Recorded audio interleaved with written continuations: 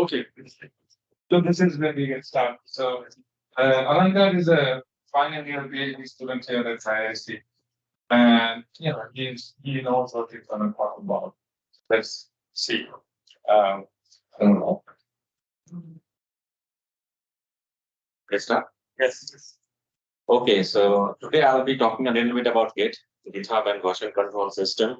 And this is kind of optional, totally up to you whether you want to follow these things which I will be going to show you. But hopefully this will be useful and you will not be like SpongeBob or that, but you are really free to do so. Like you can scrap it all together, like what I will be saying. But yeah, I think these are kind of good practices which you can follow. So I'll start with telling you what is a version control system. Basically, say you are writing some code or even just writing a text file. A version control system is something which is utility which keeps track of changes that you are doing. Not just to a single file, but you can have multiple files, and it just keeps track of the changes that you're doing. And there are some of examples of such version control systems like Material, Git, Subversion, and many others. Specifically, I'll be talking about Git because it's the most popular and also the fastest till date of all the version control systems out there. It's also free and open source. It's also a version control system used by professional software developers like Linux. Kernel itself is developed on using Git version control system. Okay, so I hope many of you can relate to this, that you create a document and you think that this is my final stuff, whatever I'm doing. Say I'm writing a paper or I'm just making some program, and then you make revisions to it. Then your PI looks at it, you make further revisions, and then you end up questioning your life's choices. Like you have so many versions of the same file, and now you can't decide on what changes you do. So Git is kind of a way that let's see, not question your life choices. Okay. And then there are some other users who just clone the Git repo, don't take advantage of all the things that it provides you. So this is what it is like. You think that, okay, I will start using Git. Then again, you end up doing something like this to make changes to your files or something like this. So you know what Git is, but there are a few set of commands which you perhaps know, but I'll try to explain you what would be the minimum set of commands that you would know and what they actually mean so that you can effectively use Git in whatever work you are doing. Okay. So as I was saying, that why do you want to use Git? So it's a neat way you can keep track of all your changes. And imagine that you are working on something which is collaborative effort and you have a lot of work working on the same project. So Git is a useful tool which can help you do that very easily. So this will be like many people making changes to the same file, and then Git can also keep track of who made what changes in whatever year.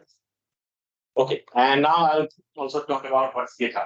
So people often confuse Git with GitHub. So these are two different kinds of, although they are very much relevant. So GitHub is kind of a web-based hosting service for Git repositories. So Git repositories are saying is a project which has version control to it, which is managed by Git.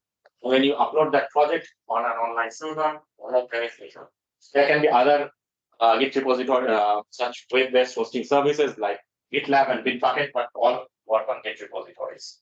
Okay. And the idea here is that you make your code available all over in the internet. There is also something called visibility, which you can make your code either private or public. Then you can make documentations. People can raise bug reports, so they are trying to test your code. They are not unable to do that. Then they can just put a bug report in here, and then you can respond to that. Hopefully, make changes or help them out with it. Then, so in a sense, GitHub is like a place where you put on your Git repositories, and it's also sort of social media for code developers. So it's kind of a place where you chat with people on the code that you are writing, or there is a code already up there. You can find contributions to it, so you talk with the developers, and here's how you get involved to GitHub. And I'll also try to show some little bit aspects of this as well. In the course of this. Okay, so why do you want to put your code on GitHub? There are a few set of reasons. One is that the first and foremost thing which I personally feel is to back people. So, and not only just the current version of your code, but all changes that you are doing, you can continually keep on backing it up. And then imagine that you have a hard disk failure, fire, or even something like this, that you have a computer and just gets destroyed. Some reason, I don't know. And then again, you won't be losing any of your work. Okay. And then the list goes on. So you can contribute to open source with reducible size. So whenever you are working on something, you have your results, you put on the paper. If you also have all the codes available to make those thing for anyone else out there, then people can independently test your code, produce your results. That goes a long way, making science accessible to everyone and also making your work on a strong footing. It also gives you an excuse to organize your documents. So because you are putting it on public, you would like to organize your documents so that it can be easily read and used by others. It's also a platform where you can enhance and showcase your coding skills. So when you contribute on GitHub in any of the repositories, there are several stats which comes up, like what are the lines you have changed, what is the language you are putting in, and the stuff, how much you have contributed in some repos. So this is to do that, and this also helps you build your CV and build up your skills, and you can showcase to potential recruiters and funding agencies. So it's also a great way you can advertise your coding skills and the projects that involve it. Okay, and if you point is if you get a sense that your work is good enough, and then you should let it be known to a lot of people so that they can use it, then you can build a community on it. Okay. So I will just briefly go through two different types of version control systems out there. One is called the centralized version control system, where you have a server, and there's a repository, which is basically your project you are working on, and there can be many users who are just updating them. So updating them means downloading a working copy. Whenever they make changes to the server themselves. So this is kind of like a centralized version control system where all changes go to a central server. This is not a good practice in a sense that this is a single point of failure. So if your central server fails for some reason, one of them will be out, and also it continuously requires an internet connection to the server which you're working with. It works on something called a distributed version control system, where every user who are using a repository makes complete copy, or it is also often known as the clone of the repository, and then there is a working copy which they make, and they make all the changes in their working copy. So everyone can make changes independently without affecting anything, and only their different version of the repository is going to get changed. And this doesn't require any internet connection. Only when they want to put this back to the server, they need an internet connection. So even if the server goes out, or even if the server is destroyed for some reason, many of the users will have still the same repository which they have cloned from the server. So this is kind of the idea. And Git works on this type of distributed version control system. Okay, so as I was saying, now when you put your code on GitHub, this is like a page from GitHub. Don't worry about all these things. I'm just showing you how different changes that you do come up. For example, this is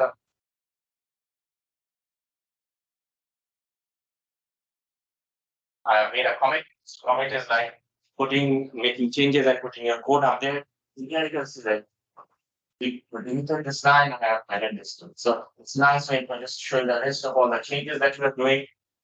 You can go from commit 1 to commit 2 to commit 3. So commits will be like updates of your code, and you can track what are the deletions. And it also shows like one addition and one deletion similarly, and this 30. Right. Okay. So I'll also talk about now what are Git branches. So what you see in here that every Git repository starts with a default branch, which is called the main branch, or sometimes it's also called the master branch.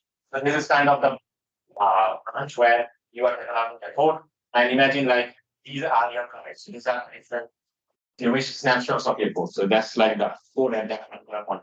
What you see on this is actually fine. So with time you are changing your code and putting in a lot of things. Now what you are doing is you create a branch. So this is like another branch which is copied from main. So this point of time, whatever your state of your code was, this was copied directly to a branch or a dev branch, where you are developing a feature. Say imagine say So in Pluto, you are wanting to try out a GNMH. So you don't want to make changes in the original branch of Pluto. So what you do is you make a copy and start making changes and adding features to that branch.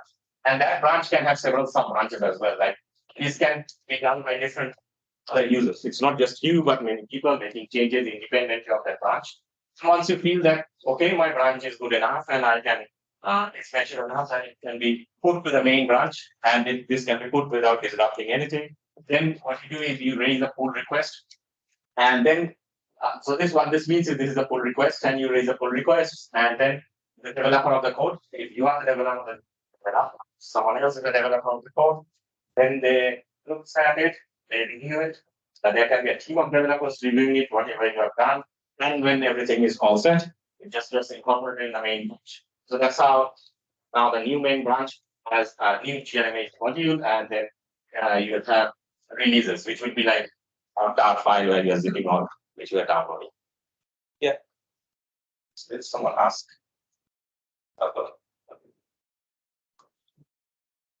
Okay, so this is what I was talking about once again. So you create a branch, you raise a pull request, and whenever you think that your branch is good enough and it can be merged to a different branch, possibly main, or it can be other branches as well. For example, this branch is merged with this is merged with this, and finally it merges to insert any two branches which you want. So you pull request. So you make a pull request. After this, there will be conversation. So this will be like chats you do on, say, Facebook or Instagram. So it's something like that, and then you merge it. Okay.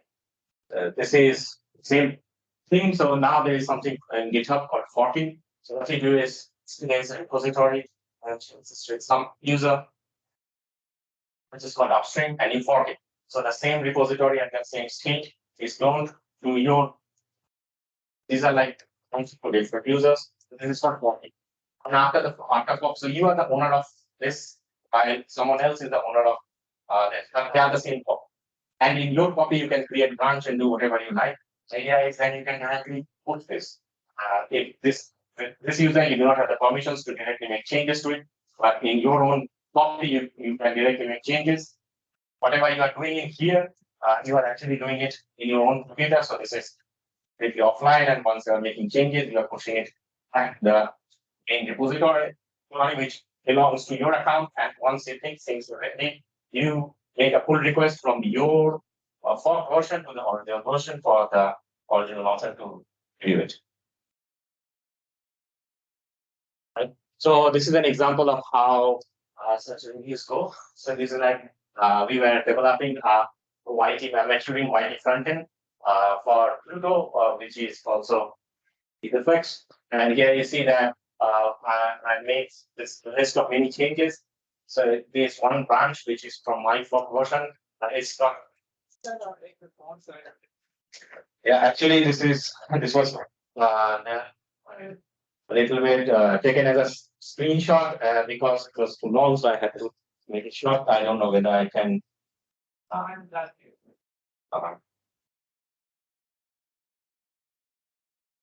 Let me see.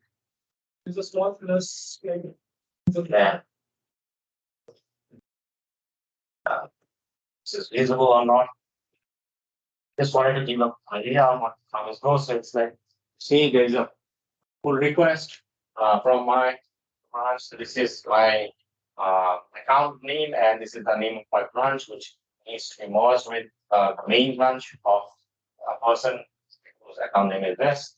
And then it lists whatever changes which I'm proposing. Okay. So let's get back. And then there are other developers as well. We are having a conversation of different changes I've made. They have reviewed it, and then this goes on, and there are thumbs up as well for some reason I have given. So anyway, this is how this entire thing goes. Wow. And once the code gets merged to the original repository, you will be shown as one of the contributors to the repository. It will be also shown that how frequently you contribute what amount of stuff. So you'll also get credit for what you are doing. Okay, so now I'll just list a few of the main Git commands. There are tons of other advanced Git commands out there, but probably these are the main things that you need. This is a secret we need in our case. Everything like git init, git clone, git add. So all these git followed by space and followed by this commands are what you'll be using. So I'll try to show a little bit about how this entire thing goes about. At first, this can seem like a little bit of a handful, but if you get used to it and keep on doing it, then you will feel that it's an issue which you do, and all your code gets automatically backed up by the process of just doing this. Okay, so that's the end of my slide, and now I'll just show a little bit about. So, how much time do I have? 15 minutes. 15 minutes. Okay, great. So I'll then show a little bit about how you can manage to do this on Git. And let's see how far I can show, but I'll just show the basics for sure. So I have Yes. so basically you are working on some code and then you want to put it on Git. So you post it in the main branch, right? No, the idea is first, if the code belongs to you, then you can post it in any branch that you wish. But if the code belongs to someone else, you first do a fork. I'll show you how you can fork a repo. You first do a fork. After you have done fork, then what will happen is that Git repository, it's a copy of all the Git repository that belong to the user at that point of time. And then you can make whatever changes you are doing. It can be in the same branch, or you create other branches and keep on making whatever changes. And then at some point of time, you feel that, okay, I have added something new in this code and I want this to be there in the core code of the original developer. Then what you do is you raise a pull request. Say from your code, from branch A, you raise a pull request to the main branch of that. Or you can even raise a pull request of some other branch of the main user's code. And then there will be a list of conversations that will go on between you and the main account user or other people as well who are also contributors.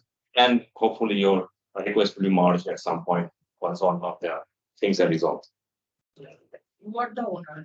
Then when you put it, if it in any branch will go public. Okay, so there are two types of repositories. One is public, one is private. If your repository is private, then all these contributors, everything's going on. Where then you can no one else will see it, but if the repository is public, then all the fork repositories close. So schematically, you found that you showed that there is a main branch, there is something above the main branch. Right. You told that when it goes to that above branch, then it goes public. Okay, so slightly sure. No, the thing is, this entire thing, like this thing, for example, these branches on the internet, but their facility can either be private or public. So just like you post something on Facebook and you can change the visibility of those are on the internet, but something is private and something is public or visible to people. So that's how you do it. So some of the repositories can be private, public, or visible to certain people. And also there are different git hosting services, like GitHub is one of the git hosting services. So they allow you in their how many private repositories. Public is generally you can make unlimited number of public repositories, but you have to pay if you want to move. Because it will release 1.2, that's why. Yeah. Essentially, this shows that this is in principle meant to be public, but in principle you can make anything. It's just not public, but you can also make it private and have private releases of the code.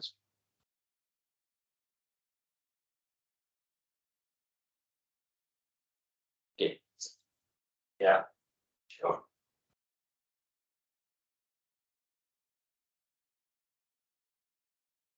We'll have to zoom that up.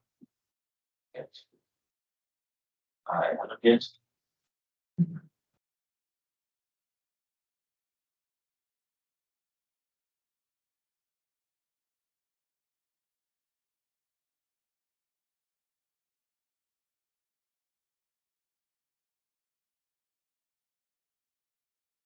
So now what I'll do is I'll just create a Git repository.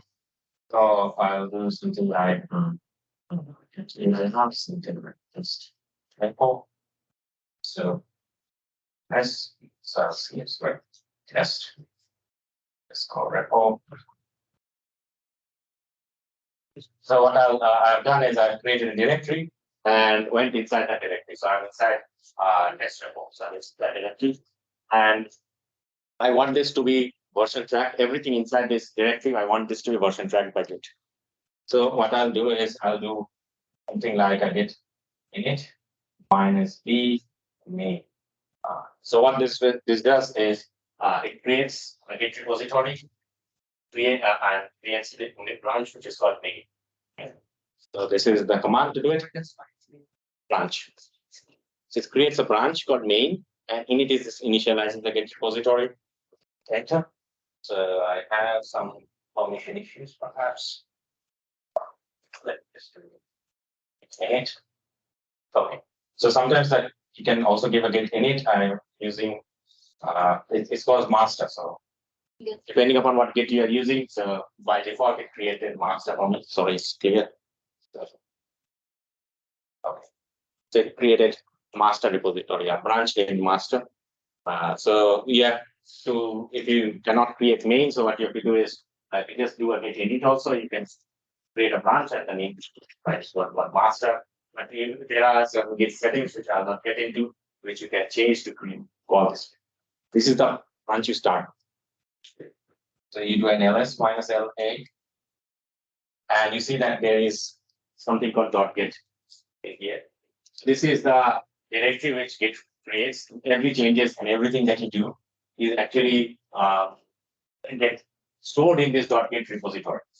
Whenever you are making the code, you just code it on your own. You don't have to care about what are the things that are going in the Git repository. But just to let you know that everything that Git does gets stored in this .git repository, right? And now you are actually in a branch where you can have more secrets. It's simple. And now you have nothing now right now. So I'll just do the file. So I'll just do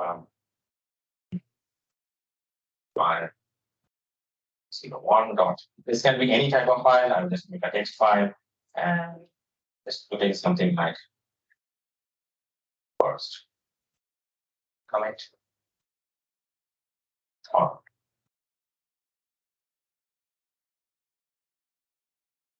word, something like this. That'll come out. So what I've done now is I just created a file in my repository called 01.txt. And now there's a command called git status. So now this shows that it is a file which is confirmed. So it is not tracking the file. So I'll show something called list.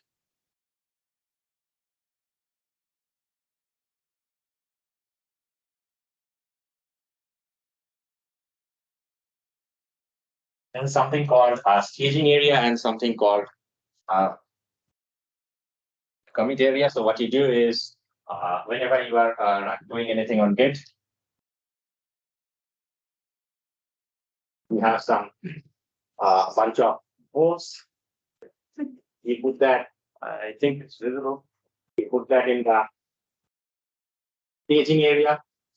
Staging area is kind of the temporary place where you put all your codes and you ask Git, okay, now I will make the commit, and then you make the commit. So the idea is you make changes to your code, put that in the staging area, which are the temporary place where you say that, okay, now these codes will be tracked by Git, and then you make a commit. So what then this happens is whenever you are putting it on staging area, thing changes. It just knows that I will do a tracking of this, but it has not tracked or taken a snapshot of it. It just knows that these are the files and take a snapshot of. And from the staging area, when you do the commit, then whatever files which were there in the staging area gets a snapshot and stored in Git in this folder, but you don't have to care about what's going on in the database Git direct. Okay. So to any staging area, you just do a Git, and then you do this file 01.txt. So this is the way you add it. So previously, Git status is like what's the status of the Git repository at any point of time. So it was showing that this file is untracked. So now I have added that file, right? With a git add and this file name. And then what you do is again hit git status. So what you do now is that now it is showing that this file is added, right? So it is now in the staging area. So it knows that it has tracked this file, but it has not yet tracked it. It has not commit because you have not committed it. So now what you do is you do a git, and in the staging area you can just not have one file, but you can have multiple files, as many files as you wish in a staging area. Imagine that you have changed 5 files, and you want to add first 3 files which are related to say change some one type of change, and then 2 files related to some other type of change. So what you do is you add first 3 files, do a commit with the commit message saying, so each commit comes with a commit message where you say that these are the things you very briefly describe what are the changes that you have done. So if you have 2 types of changes, you add the first 3 files and a message to that with commit, and then you add the next 2 files and have a different message. So this keeps things also well organized regarding whatever you're doing, changes you make. One question. Yes. So only the files which require no more changes for now should be added in the staging. Yes. Whenever you make changes, once again, you have to, and if you want the snapshot or the commit which you are doing to keep track of the changes that you have made, you have to put add on stage. So whenever you do add, it will know that as soon as you do you have to do the commit after that. Otherwise, again, if you make changes to the file, you have to redo the add. Yes. So I'll now clear my screen and I'll do a git commit -m stands for message, and then there is a quotes, and I'm just giving first comment. So you can give anything you wish. So this is a string which describes what a message what you want to commit, right? And it shows that you have one file which is changed and you have one insertion. This is create mode, which says that where is the pointer? This shows that you have created the file. And this is perhaps the number of bytes, I'm not sure. So now once you have done this, you do git status. So what else you see is that on the master branch, and there's nothing to commit what you should see. So you have already committed, so there is no more changes which you have done. So you just this is that everything is clean. There is something called a git log. For them, get a string is to create git log, where you can see the log of whatever. Every commit comes with a unique hash. This is a number which is unique to every commit. So there are a list of commits which you do. Each commit also comes with the author name, date, and this is the first commit because this is the commit message, the time where I've committed, time zones, and then this is the commit hash. So this is the unique identifier for your commit. If you have made several commits and you want to get back to previous commit, maybe you have broken something, then you give a git log, see what is the commit function, then do something for that count, which time I'll perhaps show. Okay. So yes, once this is done in a sense, what I'll also do is I'll show you how you would use this with an online GitHub repository. And if I have enough time, I'll also come back and show you some advanced features as well. Okay, so let me go in here.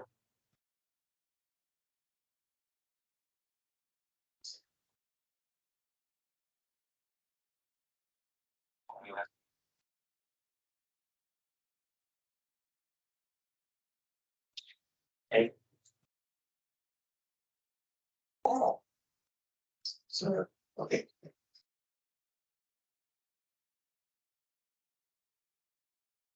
So this is like when sound on GitHub, something like this would look, and you want to say I want to say something, okay. Better? Okay. So this is my username from HPC. Here I am going to create a new repository. So say you name your repository as something like a test before, and you hit create new repository. So this will create a repository for you. Let's see.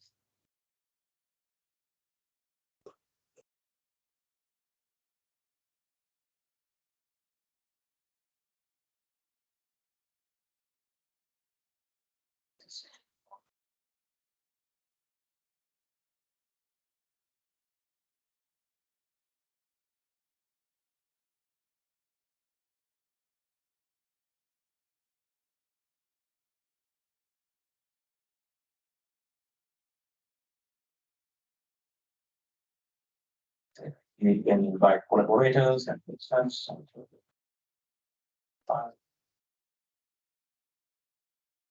So now I'll just create some.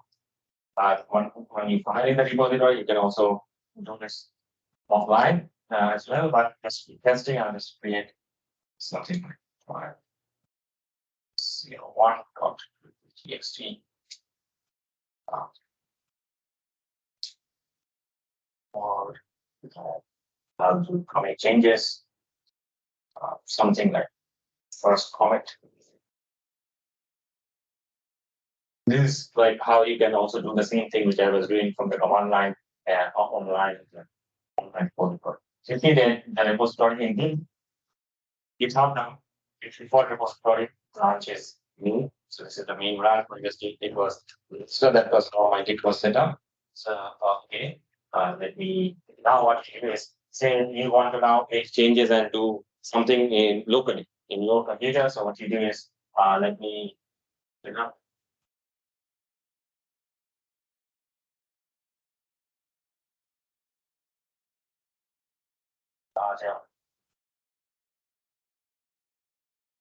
okay.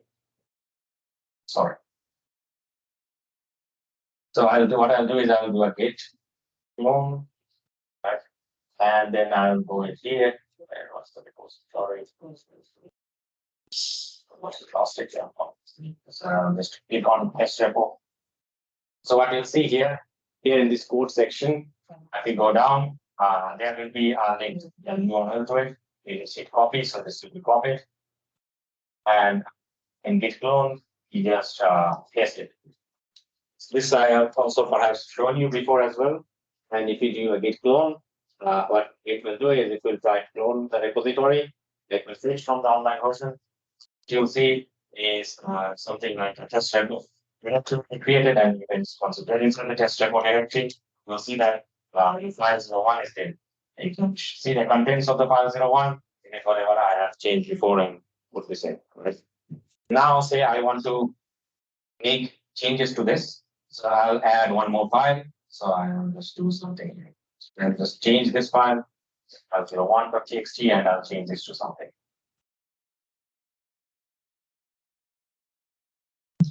Like this.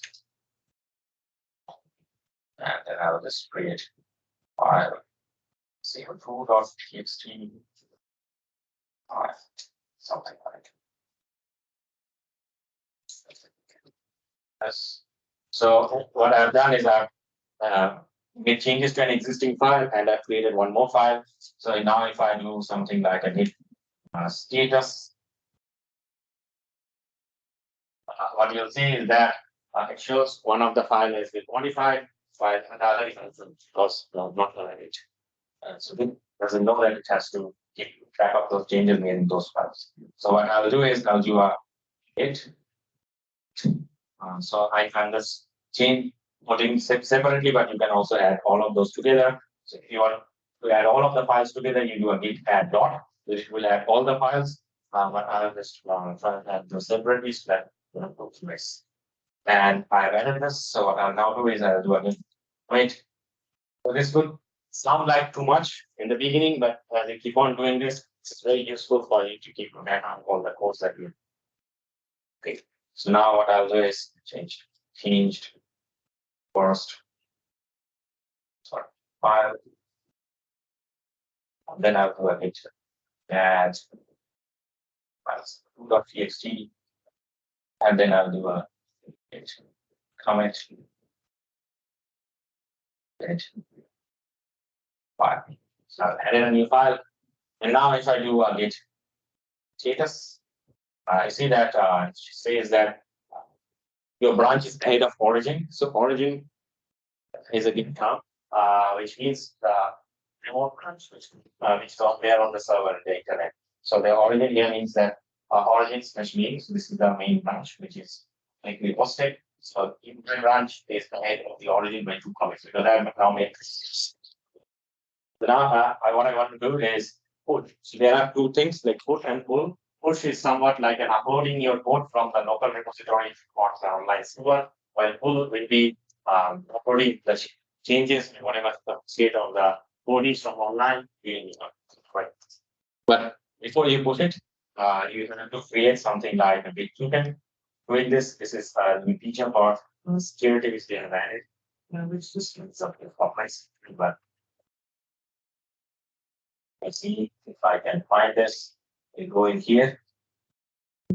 It's something like a category. Let's see.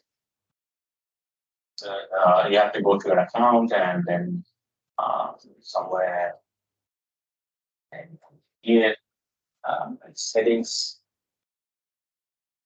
developer settings, and something for personal access tokens. Classic token, create and generate a new token. So this token will be for just for today. This token will expire. This is like a temporary password that you have to make. So I just keep a token, and this has access to all the repos. It just shows you whatever access you want to get to your repos and things like these. Take a lot of these. And anyways, I think this is good enough, and I'll just do a generate token.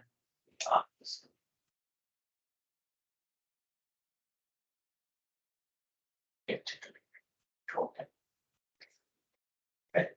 And I'll generate. So now my token is generated, and this is kind of the temporary password which is created for me, and it expires on this. So I'll copy this. So do not share your token to anyone, because this is the fun. This will give you access to others to get.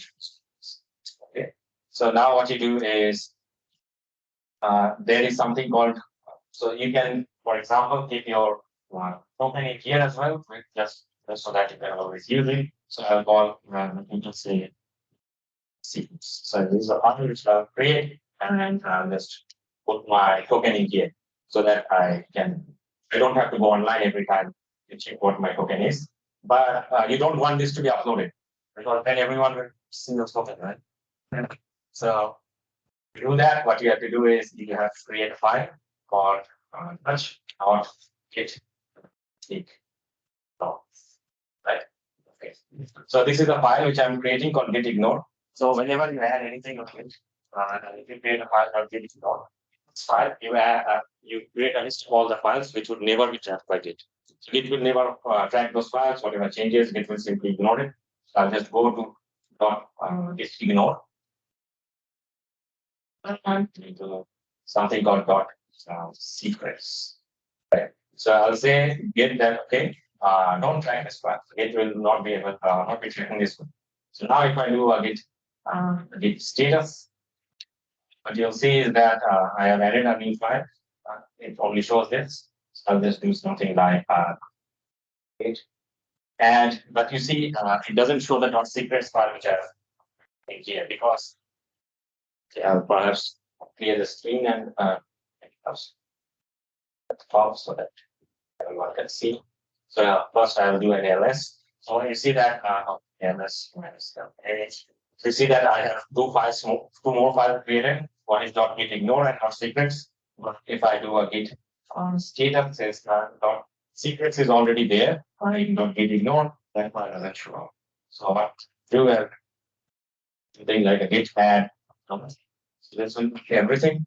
So now again I'll clear my screen and git status.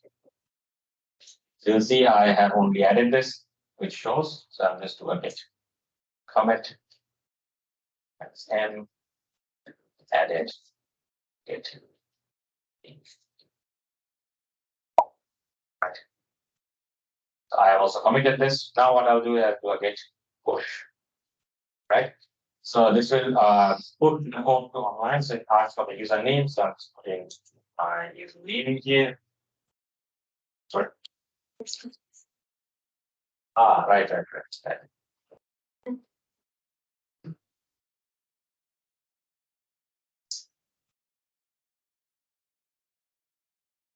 Just so used to doing this, and I don't here.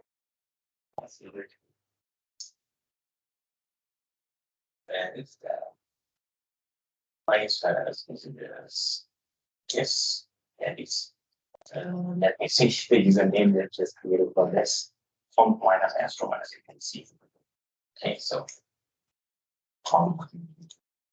So okay, minus astro minus HPC. So this is the username, and I've already copied the password, so I'll just paste it in here. Okay. Switching.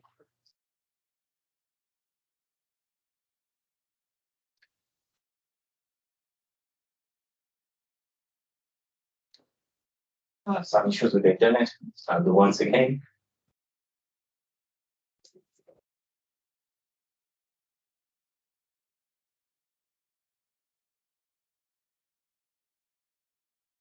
Here's the password which I've copied.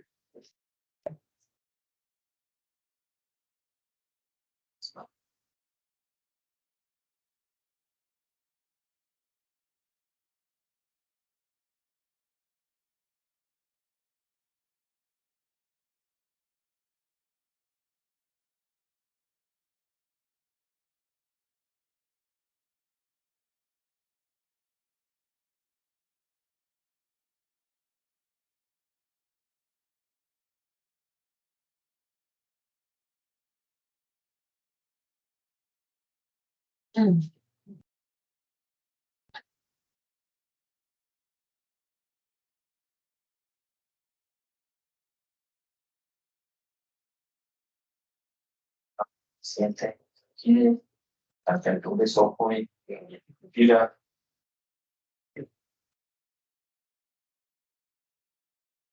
So all you need to do is just to copy everything from here. So I'm just copy from the remote computer, which is what I want.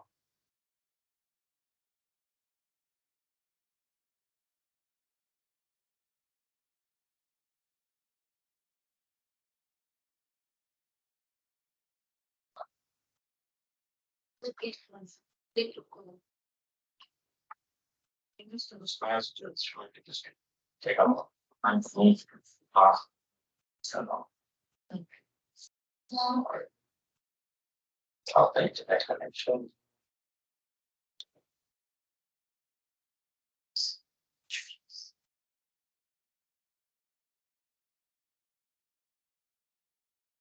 Yeah.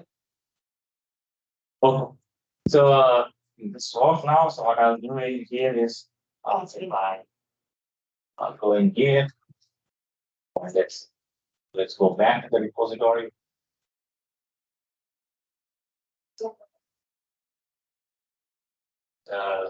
Go to the test repo, and I'll just go ahead and wait.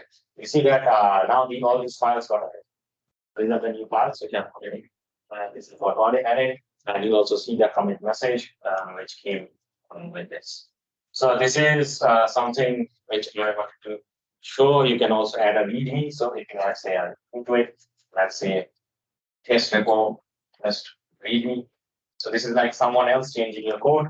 So you need to commit, create and so then this will show up its main page. This can be some documentation or whatever you did. And once you have made those changes, these changes are not here in my local repository, right? Because I made the change in the server. So what I'll do is I'll do again pull. So what this will do is it will sync itself. So it just shows fast forward.